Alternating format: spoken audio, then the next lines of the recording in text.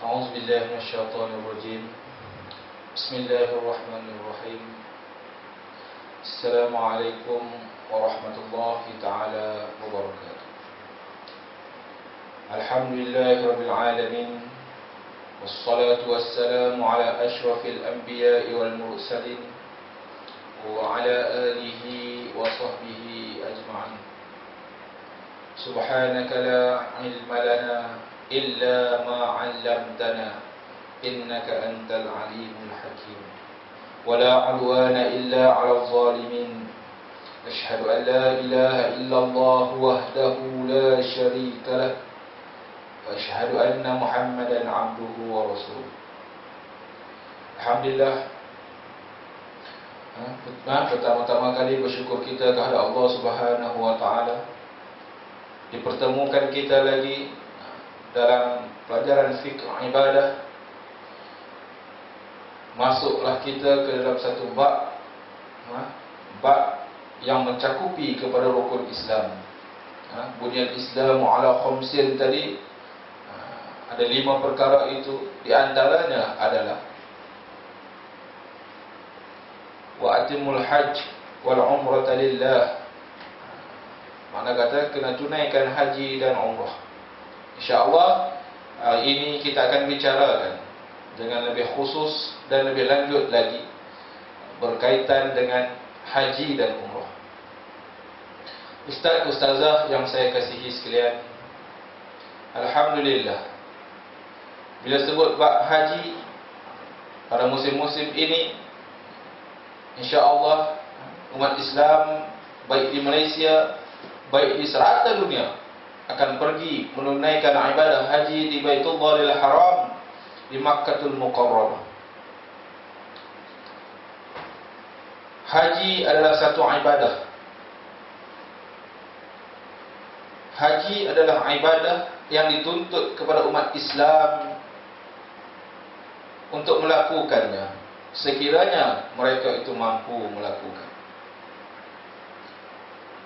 Kita berasa teruja, kita berasa seronok,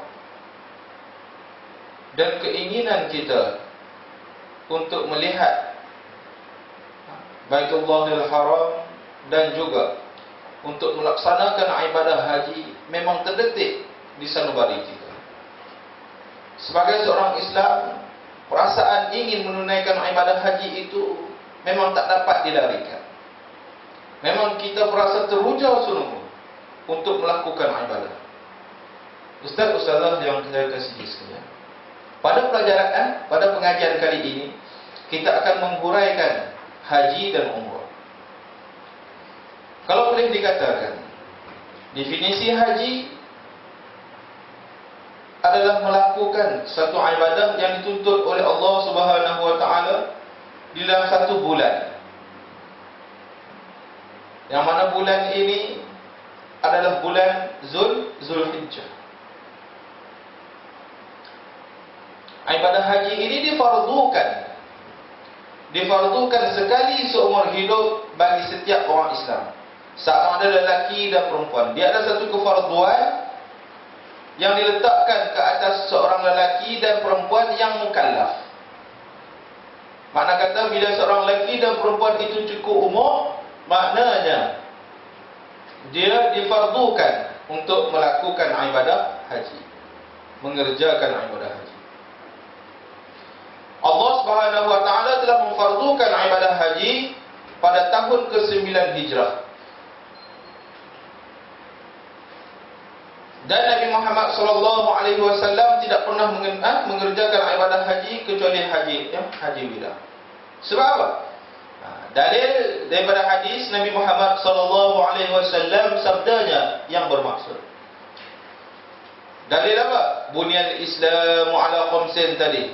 Dibina Islam itu di atas 5 arkan ataupun 5 perkara. Baginda Rasulullah sallallahu alaihi wasallam menyebut di antaranya ialah ibadah haji. Sabda Rasulullah sallallahu alaihi wasallam yang bermaksud, wahai umatku semua, sesungguhnya Allah Subhanahu wa taala memfardukan ibadah haji kepada kamu. Oleh itu kamu hendaklah mengerjakan ibadah haji. Lalu seorang lelaki bertanya baginda sallallahu alaihi wasallam, adakah wajib dikerjakan pada setiap tahun? Ya Rasulullah. Rasulullah kata, Rasulullah hanya berdiam sehingga lelaki tersebut bertanya kali ketiga. Lantas Rasulullah sallallahu alaihi wasallam menjawab, jika aku katakan ya, nescaya kamu wajib mengerjakannya setiap tahun. Oleh itu, kerjakanlah ibadat haji ketika kamu berkemampuan. Maksud dia dalam hadis ini, apabila Nabi diam itu menandakan, sahabat bertanya Rasulullah, adakah kami nak kena kerjakan haji ini setiap tahun ni? Tak, Rasulullah senyap saja. Dia tak kata apa. Rasulullah kata, kalau aku jawab ya, dah lagi duduk tanya tadi ni, kena buat kerja haji tiap-tiap tahun ke Rasulullah? Kalau lelaki itu jawab ya, pasti. Pasti. Jika aku kata ya, nescaya kamu wajib mengerjakannya pada setiap tahun. Oleh itu, kerjakanlah haji ketika kamu berkemampuan. Makna kata nak tunaikan haji ini mestilah dia seorang yang berkemampuan. Sebab kerja haji, bila sebut kerja, dia kena ada kemampuan, baik dari segi fizikal maupun material. Sebab apa? Kalau fizikal dia sihat, material dia, keuangan dia tidak mencukupi, macam mana dia nak kerjakan haji? Contoh kita di Malaysia ni, duit tak cukup, nak pergi macam mana Mekah? Mekah bukannya dekat. Lepas itu pula berkemampuan, maksudnya di sini apabila cukup. Kalau di sini banyak pentarifan dari segi tabung haji sendiri, dia telah menetapkan garis-garis panduan. Yang kita tahu terbaru ini, Menteri di Jabatan Perdana Menteri kata apa? Dia kena tengok pula rekod kesihatan. Kalau sihat boleh pergi, kalau tak sihat tak boleh pergi. Sebab apa? Berkemampuan di sini maksud kata tubuh badan kena kuat, kena sihat. Selepas itu keuangan kena cukup. Barulah boleh melaksanakan ibadah haji. Ustaz-ustazah yang saya kasihi sekalian, dalam ibadah haji ini, kesepakatan ataupun semua imam-imam bersependapat bahawa ibadat haji memang adalah fardu bagi setiap orang muslim. Maka ia adalah rukun, bukan kata biasa-biasa, rukun. Sebab apa? Rukun Islam. Bukan rukun apa ni? Rukun Islam. Terbina Islam itu di atas 5 perkara. Di antaranya haji.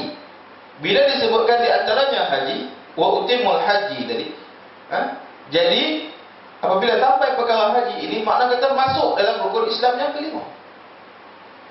Jadi imam-imam ini berpendapat ini adalah kefarduan bagi umat Islam. Dan ia juga fardu yang perlu dikerjakan secepat mungkin. Sekiranya kita mempunyai keuangan yang lengkap, kita mempunyai kesihatan yang sempurna, maka kena mengerjakan haji. Sebab apa? Sebab panggilan haji itu datang. Bila panggilan datang, terus kita laksanakan tanpa menangguh-nangguhkan lagi. Sekiranya kita dikategorikan sebagai yang berkemampuan. Ustaz-ustazah, sebelum kita mendalami apakah itu hukum, apakah perjalanan mengerjakan ibadah haji, sudilah kita berkongsi tentang falsafah haji. Sebab apa? Dijadikan haji ini sebagai rukun Islam yang kelima, difardukan ke atas orang Islam. Apa falsafahnya? Dari sudut falsafahnya, poin yang saya boleh sentuh di sini adalah ibadah haji ini sebagai penyucian rohani kita, ataupun pembasuh dosa kita, ataupun nak penghapus dosa-dosa kita melalui menunaikan haji, seorang Islam itu boleh menambahkan keimanannya. Di samping dia boleh membersihkan dosa-dosanya. Sebab apa? Bila pergi menunaikan haji, bila kita beribadah, kita bertawaf, kita berdoa kepada Allah, ya Allah, ya Tuhanku, ampunkanlah dosaku, ya Allah. Kita minta kepada Allah supaya Allah ampunkan dosa kita. Ya Allah, aku datang daripada jauh, ya Allah, untuk mengerjakan haji, ya Allah. Aku berada di rumahmu, ya Allah. Aku beriktikaf di Baitullah.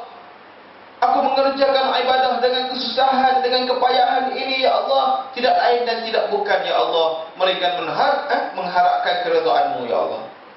Sebab apa? Nak harap redha Allah Subhanahu wa taala. Betapa tidak jika haji itu perlu mengunjungi Baitullah dengan bersusah payah dan berkorban jiwa serta tenaga. Menjemur sesaat di Makkah, Allah akan menjauhkan ia 100 tahun lamanya daripada api neraka. Kita tahu nanti kita akan huraikan pemakaian haji macam mana, nak pakai ihram macam mana. Tak boleh tutup kepala bagi orang lelaki. Sebab apa? Pi di Mekah ni bukan untuk pergi pergi melancong, bukan sebagai pelancong. Kita ini pergi untuk mengerjakan ibadah. Pada hari itu kita tengok semua orang sama sahaja. Tak ada seorang pun yang berkopiah, berpakai topi dan sebagainya. Sebab apa? Nak menzahirkan pengabdian kita kepada Allah Subhanahu wa taala. Ustaz-ustazah menjemur saat kepala kita dibakar oleh pancaran matahari, maka kita terhindar daripada terbakar oleh api neraka selama 100 tahun. Allahu Akbar. Kita rasa biasa, kita rasa panas, kita merasa tak selesa apabila kita duduk, balik duduk di Malaysia dalam suhu yang sejuk di Malaysia ini khatulistiwa.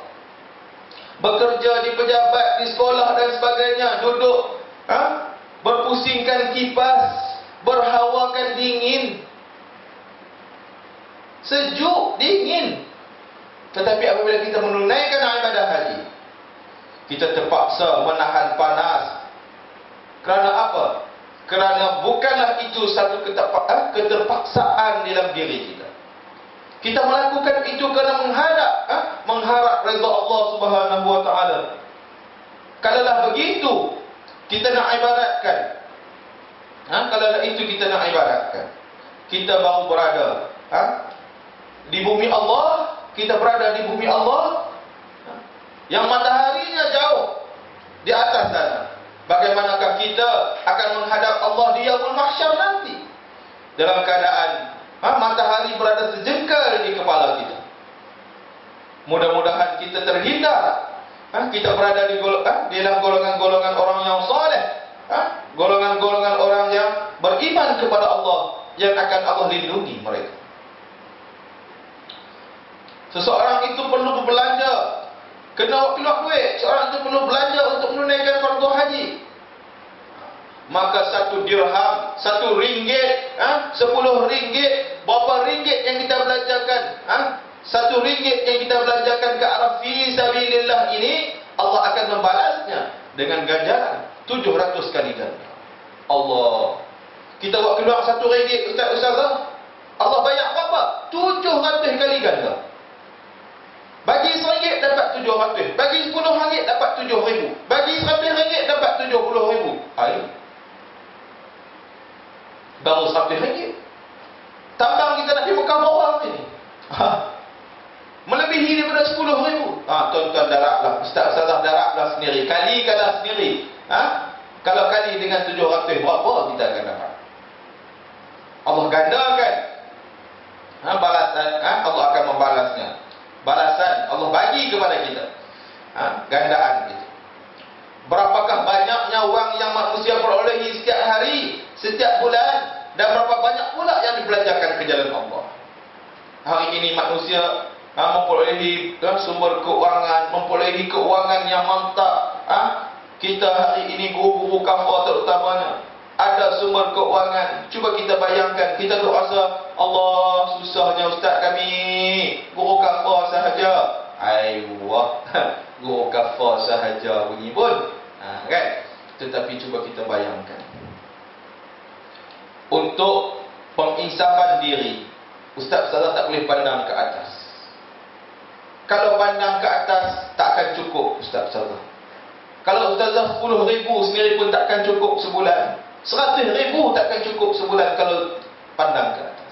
Kalau ustazah pandang balik ke bawah, melihat orang-orang kampung yang lain, yang mana sumber pendapatannya tidak tetap. Ustazah cukup bulan, ustazah pi cucuk di BSN, pi cucuk di Maybank, pi cucuk di CIMB, keluar duit. Orang lain kena bersusah payah lebih daripada ustazah. Sebab apa? Bila kita selagi pandang ke atas, selagi itu kita tak akan mensyukuri nikmat Allah. Kalau kita sentiasa pandang ke bawah, kita sentiasa melihat ke bawah, apa yang berlaku ke bawah, insya-Allah kita tengok ada orang lagi susah daripada kita, ada orang yang lagi fakir kepada kita. Jadi apabila kita pandang ke bawah, nescaya kita akan merasa Allah bagi nikmat kepada aku hari ini. Aku merasa cukup hari ini. Aku belanja hari ini rasa cukup. Walaupun aku belanja hari ini makan aku sehari RM10 aku bajet, cukup. Walaupun anak ramai. Sebab apa? Yang diistilahkan dengan cukup ini bukan bermaksud duit. Cukup ini keberkatan. Walaupun sedikit tetapi berkat, cukup. Masak nasi satu poyok kecil dengan goreng ikan tamban, ada berulamkan cabai, cukup. Kenyang, sihat anak-anak.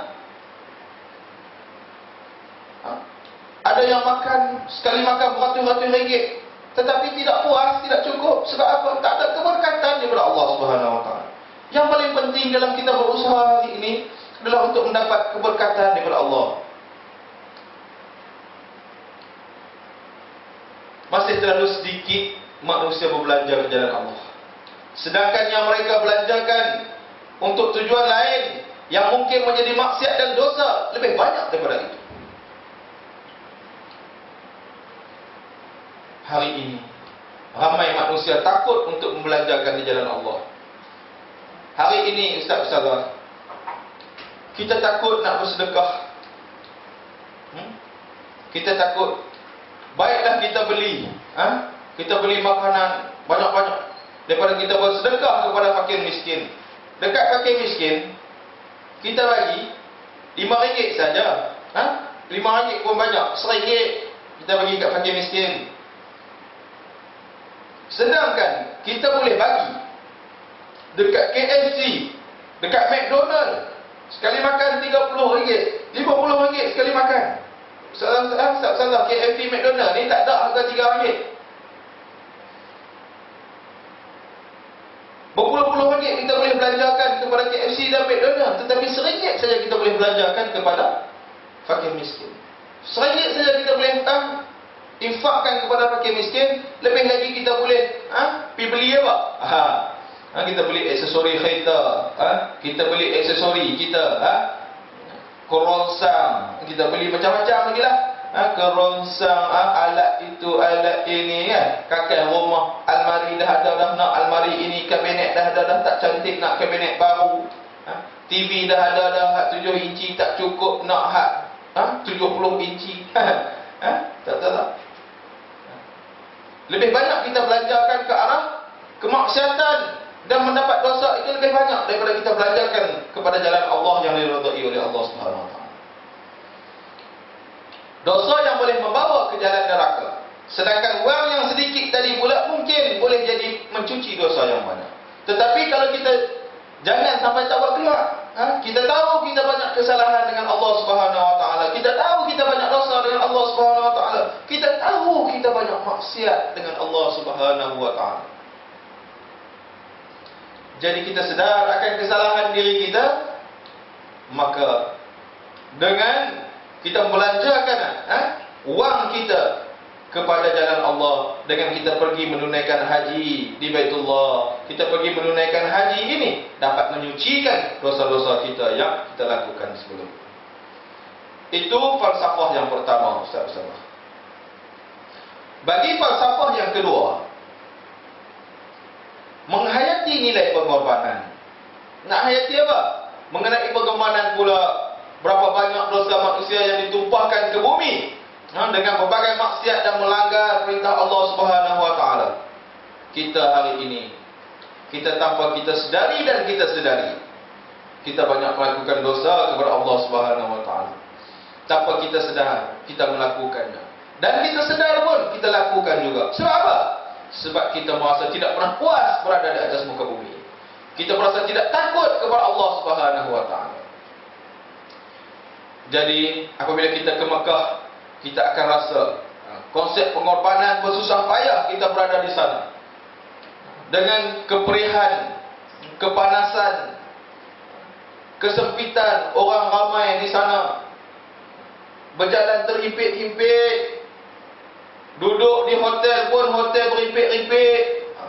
Ini ada yang pergi ke hotel nak duduk hotel yang mewah-mewah, sedangkan nak pergi menunaikan ibadah, kalau boleh kita pergi itu biar dalam keadaan yang paling rendah diri. Kita pergi dalam keadaan walaupun sekaya manapun, kita biarlah kita duduk di sana dalam keadaan kita hanyalah seorang hamba yang Allah sampaikan kita ke Makkahul Mukarramah. Biarlah kita duduk beribadah dalam keadaan kita merendah diri kepada Allah Subhanahu wa taala.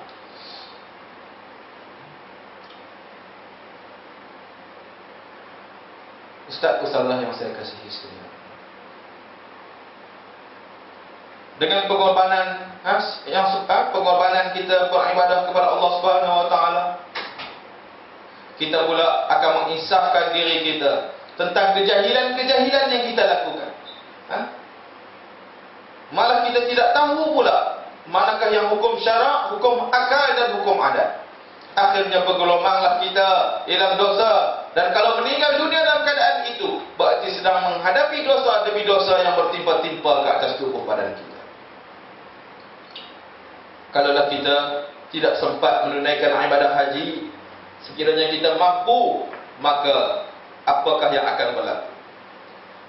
Di samping kita pula bergelomang setiap hari dengan dosa-dosa dan kemaksiatan. Maka kalau alangkah ruginya kalau kita mati dalam keadaan begitu, dalam keadaan yang tidak sempurna, dalam keadaan kita masih bergelomang dengan dosa-dosa tanpa mengharap keampunan daripada Allah Subhanahu wa taala. Ustaz-ustazah yang saya kasihi sekalian, selain itu, konsep penghambaan kepada Allah Subhanahu wa taala juga salah satu falsafah dalam menunaikan haji. Semua kejadian di alam ini adalah makhluk Allah. Kita makhluk, bumi makhluk, tumbuh-tumbuhan makhluk, binatang makhluk. Semua adalah makhluk Allah Subhanahu wa taala. Manusia ini adalah makhluk Allah Subhanahu wa taala yang bernyawa. Tetapi manusia ini adalah makhluk yang paling spesial. Sebab apa? Khalaqal insana fi ahsani taqwim. Menjadikan manusia ini sebaik-baik kejadian. Makna kata Allah bagi otak kepada kita. Bukan otak saja, kalau lembu ada otak tak ada akal. Kita ada otak dan Allah bagi fungsi otak ini berakal. Kita boleh kita boleh menikmati, kita boleh merasakan kesyukuran kepada Allah, kita boleh fikir yang mana baik, yang mana buruk, kita boleh tengok, kita boleh menilai yang mana dosa, yang mana pahala dan sebagainya. Jika manusia itu pun sering melupai Allah dengan tidak sujud kepadanya, maka taraf manusia itu samalah dengan makhluk-makhluk yang lain, seperti binatang, lembu, kerbau, ular, kaldai dan sebagainya. Sebab apa? Sebab sama. Kalau dia tak fungsikan otaknya, sama dengan binatang. Sebab apa? Binatang ada otak. Ustaz tak percaya? Lembu? Tak. Otak lembu buat pai otak. Oh, sedap. Otak lembu saya lemak, sedap.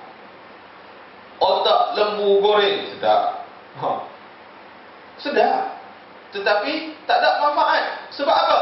Sebab dia tak mempunyai fikiran. Ada otak tetapi tak boleh nak fikir. Tetapi berbeza dengan manusia.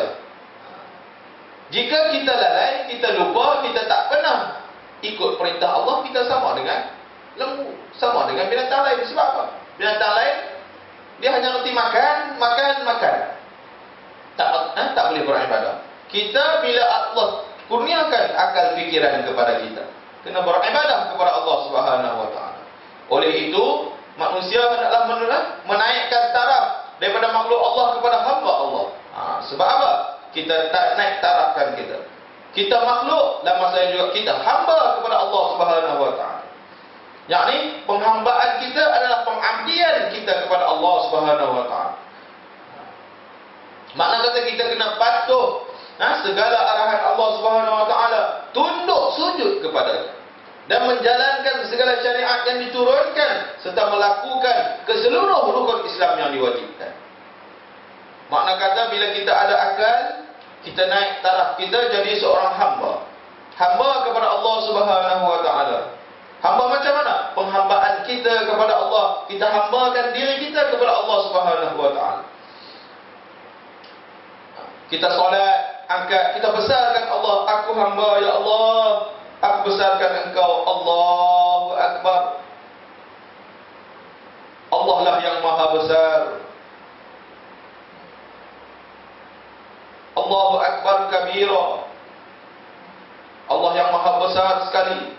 Tidak ada yang besar malaikat Engkau, ya Allah, yang paling besar di atas dunia dan seluruh alam ini.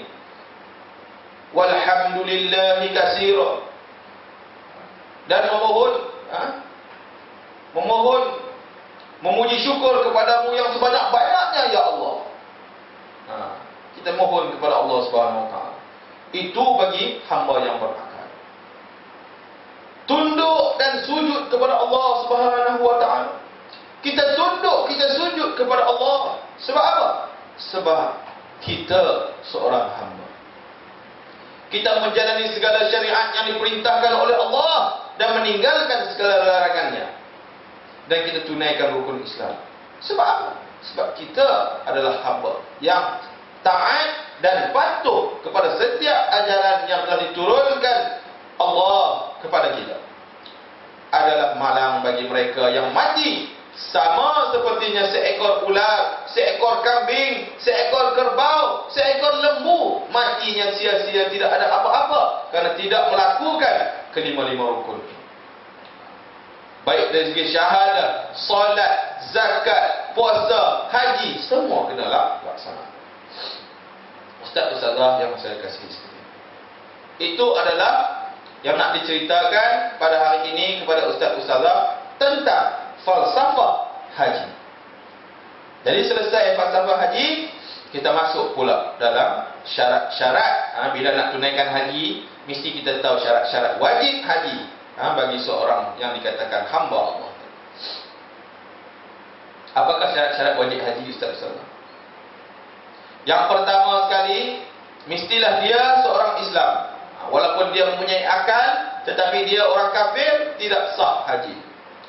Wajib ini diwajibkan haji kepada orang Islam sahaja. Berakal. Orang gila ataupun hilang akal tidak wajib haji.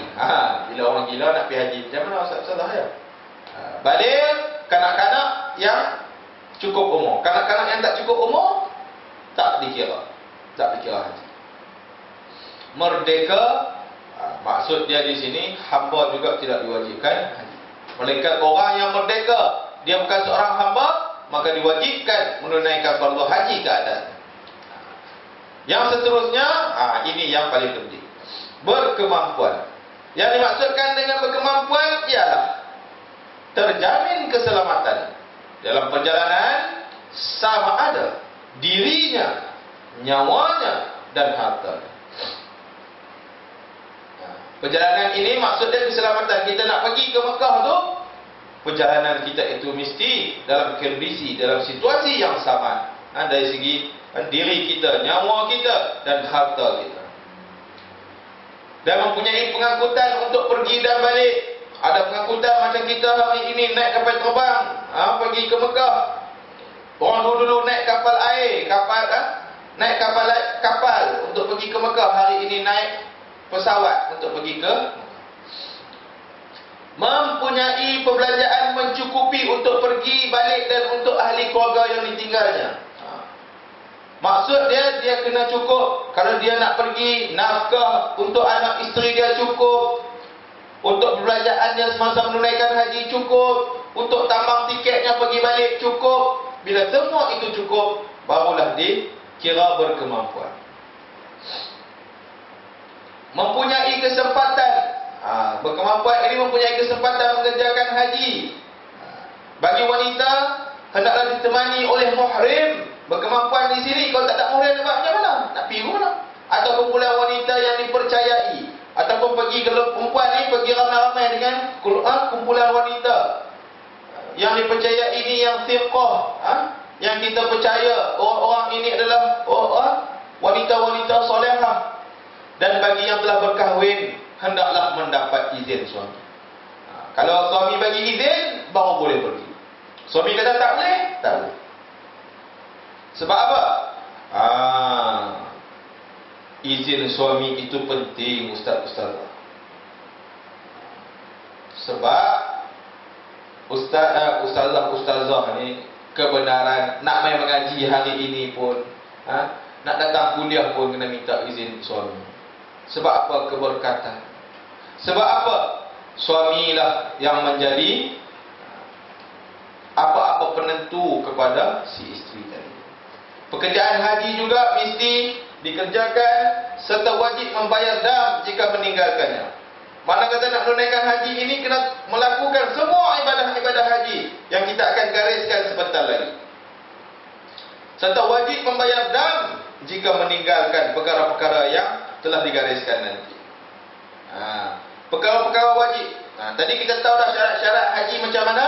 Sekarang pula kita nak bahaskan tentang perkara-perkara wajib di dalam kita nak menunaikan haji.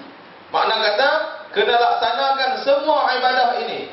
Haji ini adalah ibadah dia bermaksud mengerjakan. Bila mengerjakan, ada perkara-perkara yang perlu dikerjakan.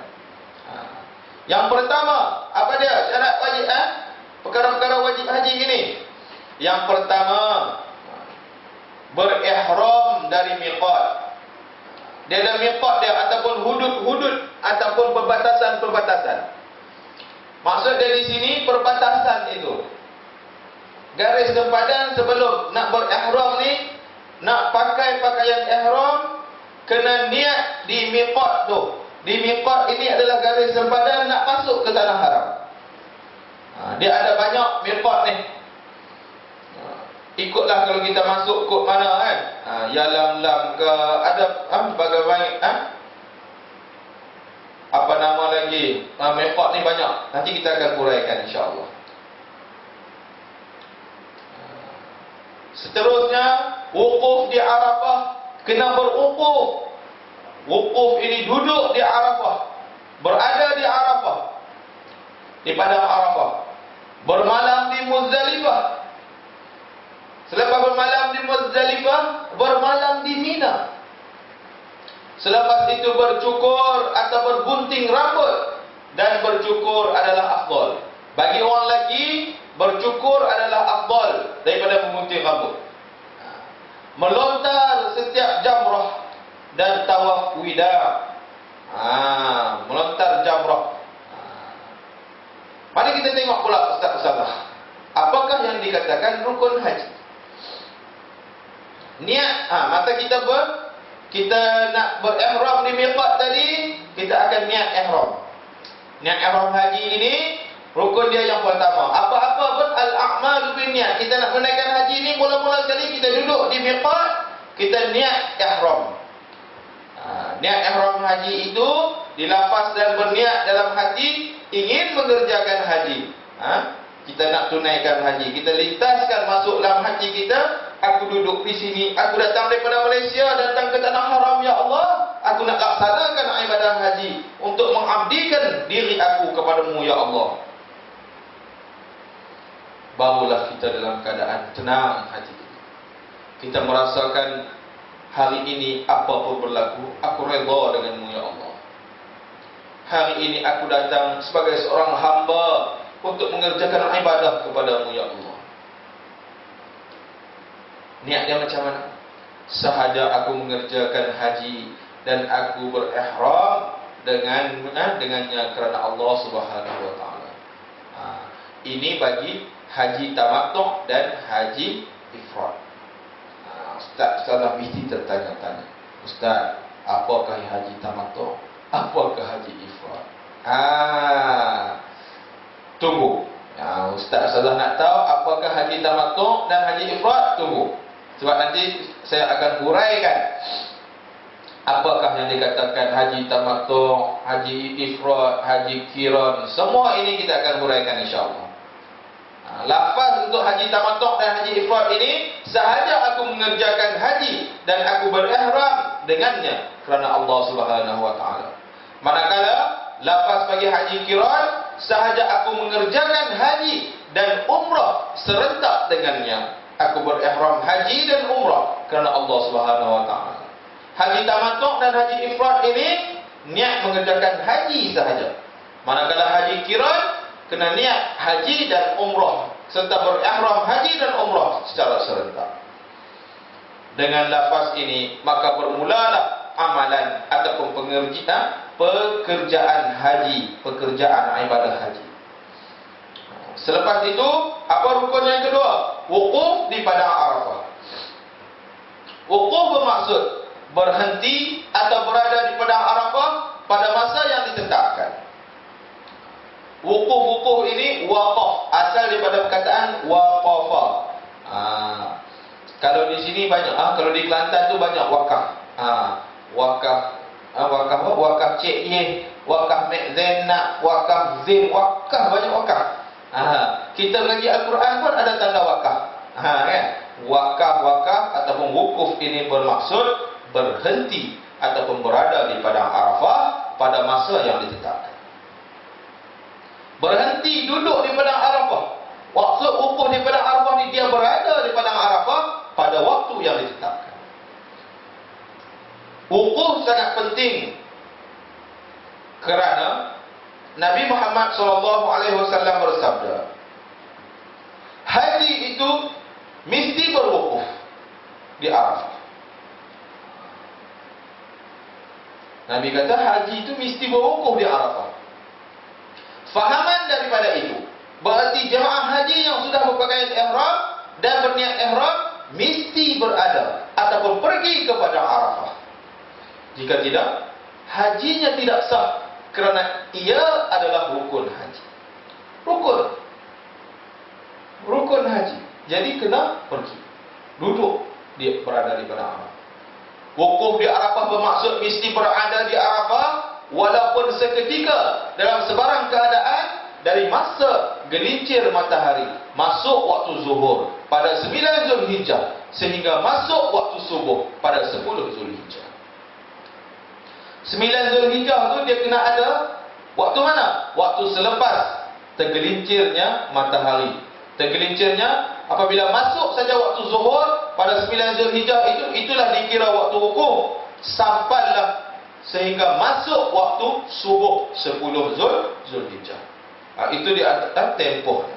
Dan waktu, senggang waktunya yang kita kena berada, walaupun seketika mesti berhenti dan berada di padang Arafah selepas pada hari 9 Zulhijjah, iaitu duduk di padang Arafah selepas tergelincir matahari masuk waktu zuhur sehinggalah masuk waktu subuh pada 10 Zulhijjah.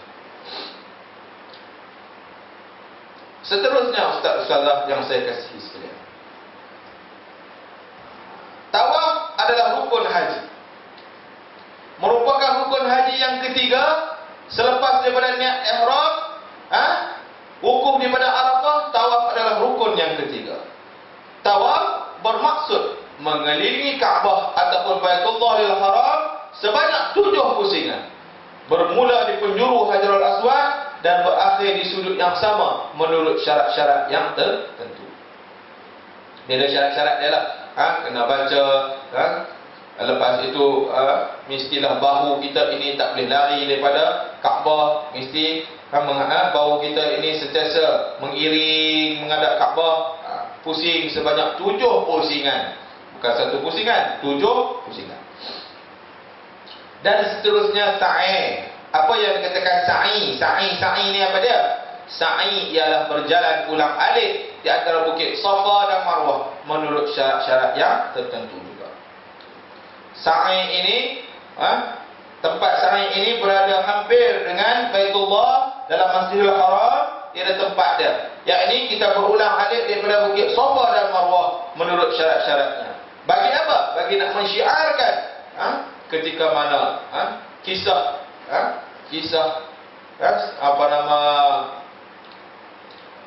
kisah ibadah haji ini, iaitu masa proses tergontang-ganting seorang ibu sedang mencari air dan berlari-lari anak ke bukit Safa dan Marwah, dan akhir sekali muncullah mata air saat itu. Sejarah-sejarah itu nanti kita akan ceritakan nanti insya-Allah. Dan seterusnya bercukur ataupun bergunting. Apa yang dikehendaki di sini ialah, yang dikatakan bercukur ataupun bergunting ini ialah ada yang dikehendaki di sini menanggalkan rambut di kepala sekurang-kurangnya 3 helai rambut. Ini pandangan mazhab Syafi'i.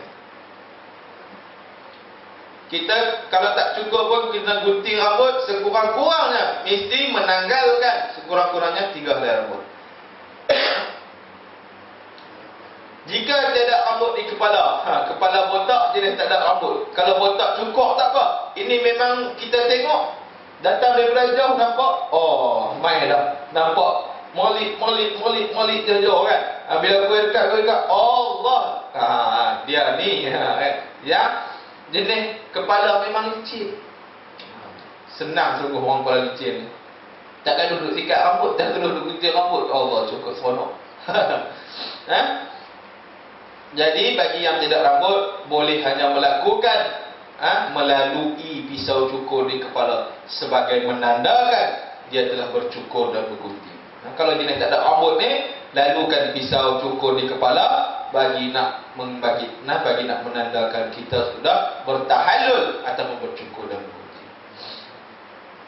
Waktu bagi jemaah haji boleh bercukur atau bergunting ialah selepas waktu separuh malam 10 Zulhijjah. Separuh malam 10 Zulhijjah itu barulah boleh nak bertahallul. Dan seterusnya yang kelima adalah tertib pada kebanyakan rukun. Rukun yang keenam ini dimaksudkan rukun-rukun haji hendaklah dilakukan mengikut tertib-tertibnya, mengikut aturan-aturannya. Pada kebanyakan rukun, iaitu didahulukan niat ihram haji dari rukun-rukun yang lain. Maksudnya kita mula dengan niat wukuf dan sebagainya. Didahulukan wukuf dari tawaf rukun, yang didahulukan tawaf dari sa'i. Tetapi sa'i haji boleh dipilih untuk dikerjakan sebelum wukuf atau selepas wukuf, dengan syarat mereka melakukan haji ifrad atau haji qiran yang dilakukan selepas tawaf qudum. Tawaf qudum. Dan insya-Allah selepas ini kita akan masuk. Tadi kita akan tahu jenis-jenis haji. Saya dah beritahu tadi, haji tamattu macam mana, haji ifrad macam mana, haji qiran macam mana, dan insya-Allah kita akan huraikan pada selepas ini insya-Allah.